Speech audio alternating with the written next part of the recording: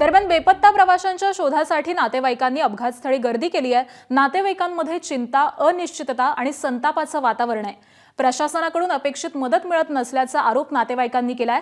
तर बसमध्ये अजूनही काही मृतदेहांचे अवशेष असण्याची शक्यता कैलास साळुंखे यांनी व्यक्त केली आहे। तर जळगावातील पाचोरा इथले चारुदत्त पाटील आई-वडिलांच्या शोधासाठी घटनास्थळी दाखल झालेले आहेत।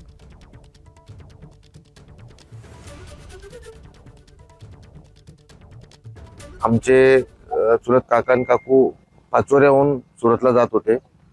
पण आपण या अपघाताविषयी बघू शकतात की प्रशासनाची किती दिरंगाई आहे की ते अक्षरशः डेड बॉडी मेल्ट झालेली आहे। हातातल्या बांगड्या व घड्याळ तसंच पडलेलं आहे।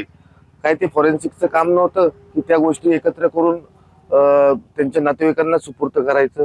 ही दिरंगाई बघा। आणि ज्यांच्यावर अपघात झालेला त्यांना त्यांच्या मनावर काय बितलं असेल।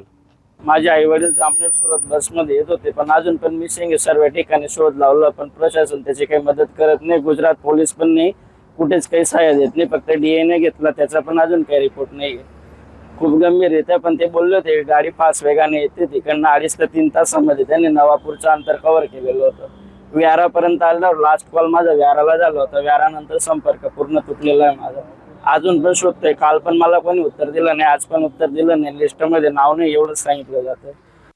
तर या अपघातग्रस्त सगळ्यांचेच नातेवाईक हे आता घटनास्थळी पोहोचलेले आहेत।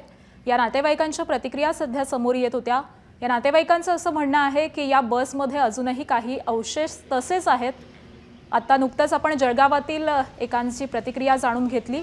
त्यांचे आई-वडील या बसमध्ये प्रवास करत होते आणि त्यांच्या शोधासाठी ते घटनास्थळी पोहोचलेले आहेत। मात्र त्यांचे आई-वडील नेमके कुठे आहेत याची अजूनही माहिती त्यांना मिळालेली नाहीये। त्यामुळे या सगळ्याच कुटुंबियांकडून काहीसा रोष हा प्रशासनाविरोधामध्ये व्यक्त केला जातोय।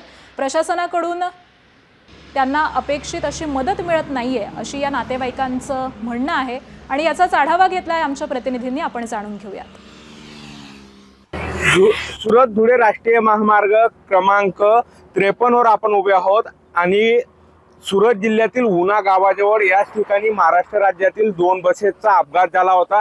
धुळ्याहून सुरतकडे जाणारी बस याच लेन मध्ये येत होती, तर सुरतहून धुळ्याकडे जाणारी बस त्या लेन मधून येत होती आणि त्या लेन मध्ये बसच्या पुढे टँकर चालत होता आणि टँकरला वाचवण्याच्या नादात बसचा चालकाचा बसवरील ताबा सुटला आणि त्यानंतर ती बस ह्या लेन मध्ये आली आणि या लेन मध्ये आल्यानंतर त्या बसने धुळ्याहून सुरतच्या दिशेने जाणाऱ्या जामनेर सुरत बसला समोर धडक दिली।